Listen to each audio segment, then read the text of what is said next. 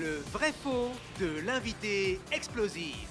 Voici le vrai-faux de Michel Crémadès. Je donne une information le concernant et vous me dites si vous pensez si c'est vrai ou faux. Et Michel en dira plus. Les auditeurs jouent de chez eux en commentant le live et on répond en tour de table. Vrai ou faux? C'est Christian Clavier qui a trouvé le nom de son chien. Vrai ou faux, Flavien? Vrai? Très bien. Gilles? Pourquoi pas, il a de bonnes idées parfois. Léa? Parfois. Allez, faux.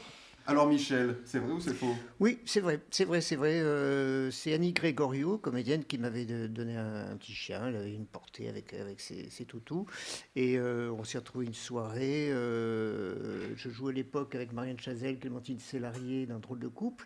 Et Christian, qui à l'époque vivait avec Marianne, venait pratiquement tous les soirs voir la pièce, il adorait. Et donc, à l'occasion de la remise du chiot, on s'est retrouvé chez Ariel Semenov, qui jouait également dans la pièce. Et Christian me dit, t'as trouvé un nom pour le chien? J'ai dit, écoute, j'hésite. Avec les gamins, on a fait un tour de table, on va peut-être l'appeler Globule. Et Christian fait, oh, mais c'est dégueulasse, Globule, non, mais non.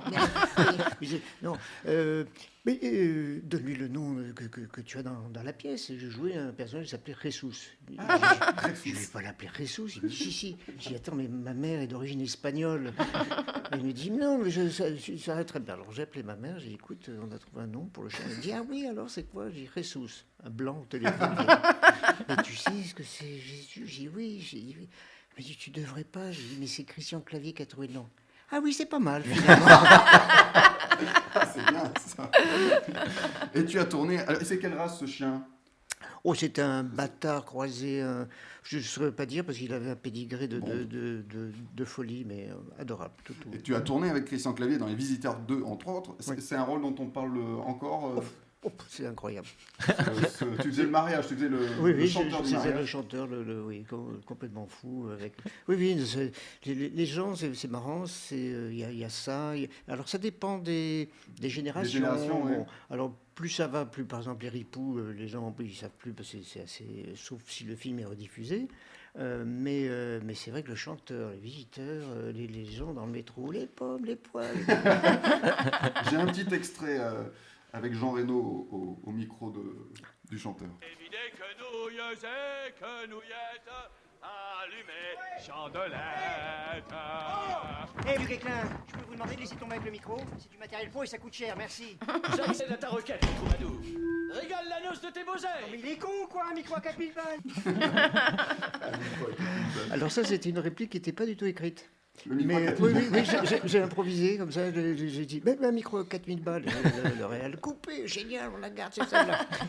Et on t'a pas proposé le dernier visiteur, La Révolution? Non. Je pense que je fais trop d'ombre à Christian, alors il c'est pour ça. me prendre dans ses films. Deuxième, vrai ou faux, Michel a joué au foot avec le Brésilien Pelé. Je commence par toi, Léa, cette fois-ci, vrai ou faux? Pelé, grand joueur de foot. Bien sûr que je connais très bien, donc un des meilleurs allez, du monde. vrai. Vrai. Flavien. Vrai. Gilles. Ah, je dirais vrai aussi. Alors Michel, est-ce que tu as joué avec Pelé? Alors, jouer, c'est un grand mot, on n'a pas fait de match, mais on s'est retrouvé sur une émission, à l'époque c'était Foucault, ça remonte à pas mal de dizaines d'années. 89. Et 89, c'est ça, oui, ça va être 89. Et donc, moi, je me suis mis à genoux devant lui, je lui ai embrassé les pieds, il était très content, un peu étonné, voilà, et on a passé la soirée, il y avait un gros gâteau d'anniversaire. À l'époque, je jouais une pièce de théâtre avec Bernadette Lafont, et on avait été invité par Foucault pour parler de la pièce. Et lui, il était là. Et donc, et on a sorti dans les trucs, on a sorti le ballon, on a échangé des ballons. Je lui ai dit, j'ai tapé le ballon avec Pelé. Fou. Mais t'as longtemps joué au foot? Ah oui, j'ai joué plus de 30 ans au foot. Et les gens me regardent en me disant, toi, t'as joué au foot? Je dis, oui, mais maintenant, ils sont bodybuildés. Les joueurs, à l'époque, Tigana, Giresse, ils étaient épais comme une tranche d'une biscotte. Et moi, en plus, je courais vite. Donc, quel poste tu jouais? Alors, j'ai joué devant, à l'aile, ailier, et puis après, je suis passé milieu de terrain. Je distribuais les ballons un peu à la Platini. Et on a Platini au micro. Et Platini, je l'ai bien connu, Platini aussi. Il est venu me voir jouer 2 fois au théâtre, adorable. Et à chaque fois, moi, je regarde avec des yeux d'enfant. Vrai ou faux, Michel a raté une représentation au théâtre? Je commence par toi, Gilles, cette fois-ci. Ah, ça peut arriver, mais j'espère pas. Léa. Non, c'est pas arrivé. Flavien, vrai ou non, faux? jamais. Les pros, Michel, les pros. Alors, tu as raté une représentation? Eh bien, malheureusement, oui, avec une pièce que je jouais avec Robert Hirsch à la Porte Saint-Martin. Et je revenais à l'époque, j'habitais dans Lyon. Et tout d'un coup, il y a eu une avalanche de neige qui m'a bloqué sur l'autoroute. Et j'ai appelé le théâtre, le directeur m'a dit allez-y, de toute façon il est 5h l'après-midi, on joue à 21h, tout va bien. Je dis oui, mais c'est bien bloqué, c'est vrai, tout était bloqué, l'autoroute.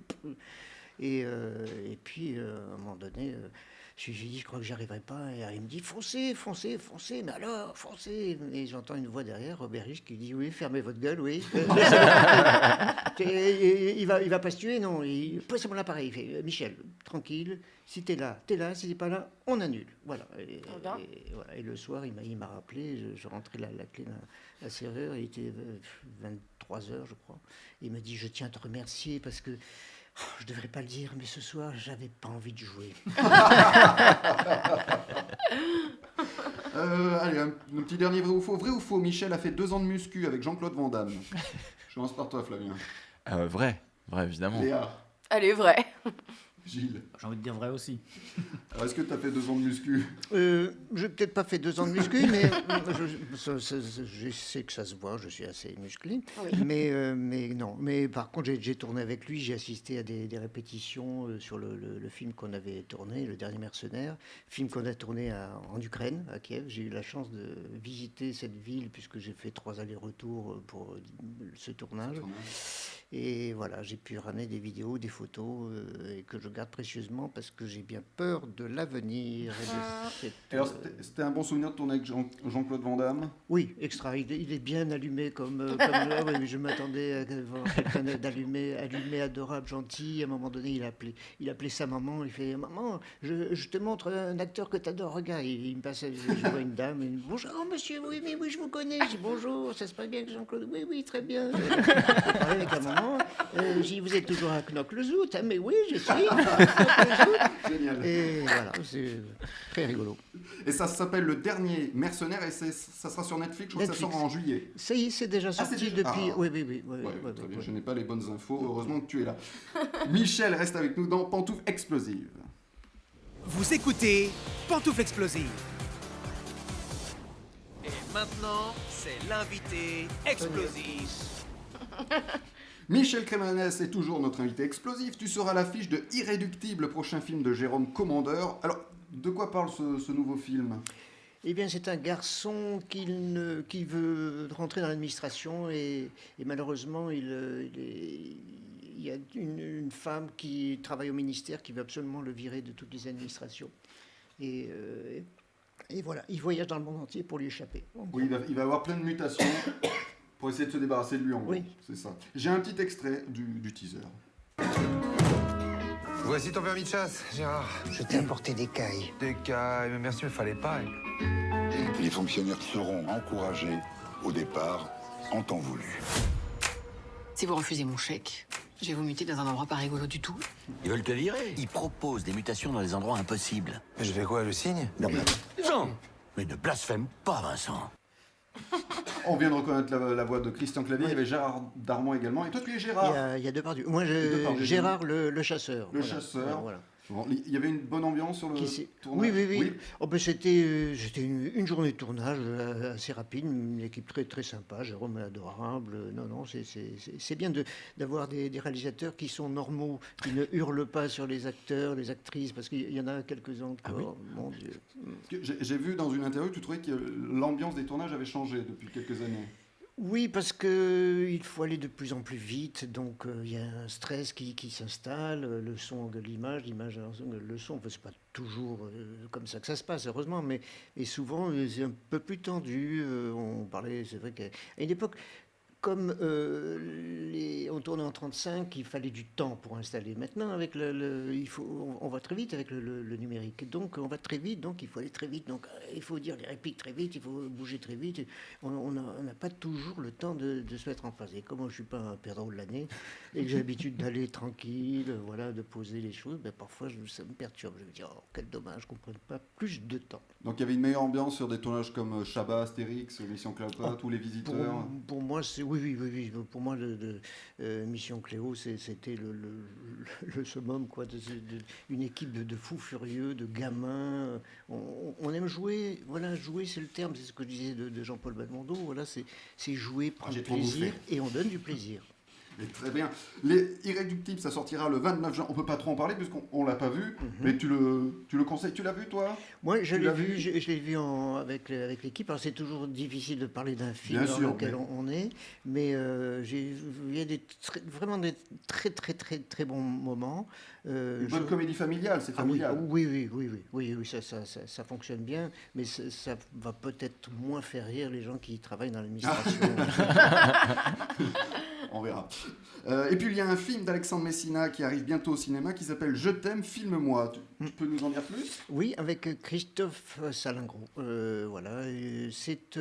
Ce sont deux types qui sont passionnés par le cinéma et qui délivrent des messages d'amour à différentes personnes. C'est par exemple, si je veux souhaiter un bon anniversaire à ma belle-sœur, j'appelle ces deux personnes et je leur donne un message. Et ces deux personnes se rendent en disant « j'ai un message d'amour à vous donner ».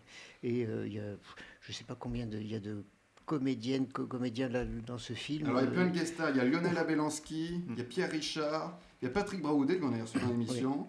J'ai vu qu'il y avait Alix Bénézé aussi qu'on avait reçu dans l'émission. Oui, il y a plein de monde. Oui, parce qu'ils ont délivré des messages. C'est un peu entre reportage et fiction. C'est très spécial, mais je pense que ça devrait toucher beaucoup de gens. J'ai vu déjà le montage, c'est très touchant. Alors je rappelle que Christophe Salingro, c'était le président de Groland. Tout à fait, oui. Voilà, qui est disparu en 2018, mais il a été tourné il y a très longtemps. Christophe nous a quittés peut-être 3 mois après le dernier jour de tournage, oui. Très bien. Et là, ça sortira le 1er juin de cette année? 1er juin, au moins dans 60 salles. Et après, il veut faire beaucoup de festivals parce que c'est plus un film qui risque de marcher en festival, de toucher les gens plutôt que de le sortir comme ça face à des gros... Batman. ou Titanic 28. Ou des dinosaures en juin. Ah oui. J'ai un petit extrait de Je t'aime, filme-moi. Bonjour madame. Nous venons vous montrer le film. Vous vous rappelez? Je t'aime. Je t'aime. Nous redonnons du sens au cinéma. Notre concept est simple et novateur. Nous filmons votre déclaration d'amour, nous l'apportons et la délivrons à son destinataire. Ben voilà, ça résume tout. Voilà. Et en principe, à la même période, je ne sais pas si c'est juin, juillet, devrait sortir aussi un petit miracle, le film de Sophie Boudre, avec Eddie Mitchell, Alice Paul, Jonathan Zakaï, voilà, qu'on a tourné dans le sud de la France en pleine pandémie. C'était très joyeux. Un petit mot sur théâtre, un retour au théâtre possible ou pas? Parce que je rappelle que tu étais à l'affiche des Faux British, t'es resté 5 ans, mais ça joue encore, c'est la 7e saison au Saint-Georges.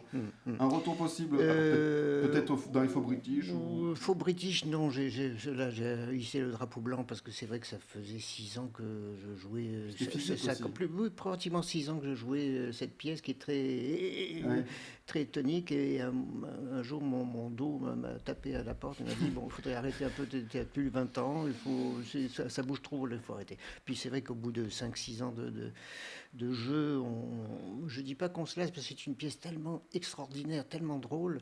La preuve en est, c'est que ça fait quand même des années que c'est... 7e saison. Oui. Et c'est pas loin, je pense que c'est pas encore fini, ça va encore durer un moment. Donc surtout cinéma pour l'instant, pas de théâtre. Pour l'instant, je suis très bien. J'en profite pour vivre un peu, aller voir ma fille à Londres, mon autre fille en Nouvelle-Calédonie, mon fils dans les Hauts-de-France. Voilà, je voyage, je sais pas. Je me laisse un peu souffler parce que je trouve qu'on ne profite pas assez de la vie. Eh ben, t'as bien raison, c'est un beau message. Michel Crémades est bientôt sur vos écrans dans Irréductible de Jérôme Commandeur, Je t'aime, filme-moi d'Alexandre Messina, et sur Netflix dans le dernier Mercenaire. Vous écoutez Pantoufle Explosive.